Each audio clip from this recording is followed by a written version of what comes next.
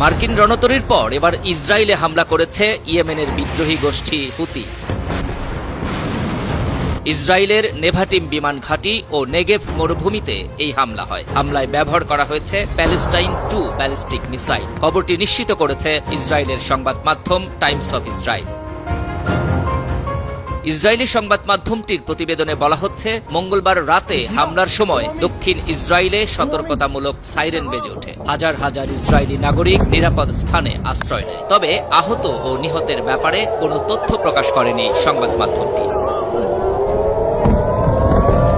হামলার কয়েক ঘণ্টা পরে বিবৃতি দিয়েছেন হুতির মুখপাত্র ব্রিগেডিয়ার জেনারেল ইয়াহিয়া সারে। ইসরায়েল ও যুক্তরাষ্ট্রকে হুঁশিয়ারি দিয়ে হুতির এই কমান্ডার বলেন, গাজা উপত্যকায় হামলা বন্ধ না করা পর্যন্ত ইসরায়েলে হামলা চালাবে হুতি।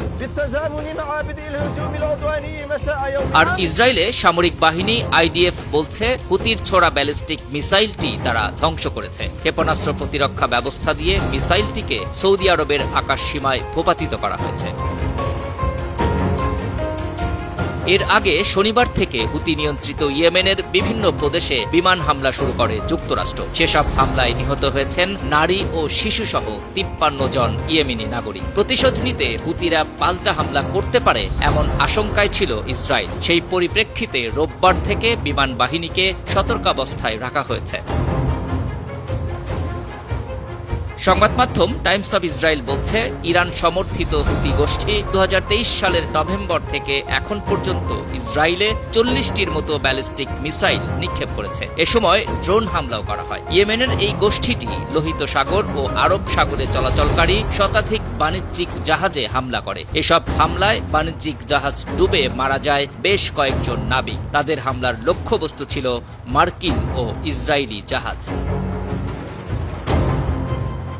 মধ্যপ্রাচ্যে ইরানের প্রক্সি হিসেবে কাজ করে হুতি। ইয়েমেনের এই বিদ্রোহী গোষ্ঠীকে সব ধরনের সামরিক ও অর্থনৈতিক সহায়তা দেয় তেহরান। বিশ্বে সমুদ্রপথে পণ্য পরিবহনের গুরুত্বপূর্ণ পথ লোহিত সাগরে গোষ্ঠীটির রয়েছে শক্তিশালী ঘাঁটি।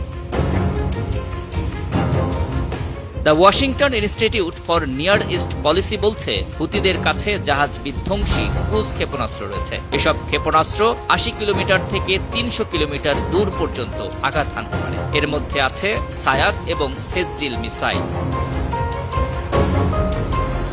এই থিঙ্ক ট্যাঙ্ক আরও বলছে, দূর থেকে লক্ষ্যবস্তুতে আঘাত হানতে হুতির হাতে আছে জাহাজ বিধ্বংসী ব্যালিস্টিক মিসাইল। যেসব মিসাইলগুলোর অবস্থান নির্ণয় করাও কঠিন। দ্রুতগতির কারণে এসব মিসাইল মুহূর্তের মধ্যে আক্রমণ করতে পারে। আন্তর্জাতিক ডেস্ক 52 টিভি।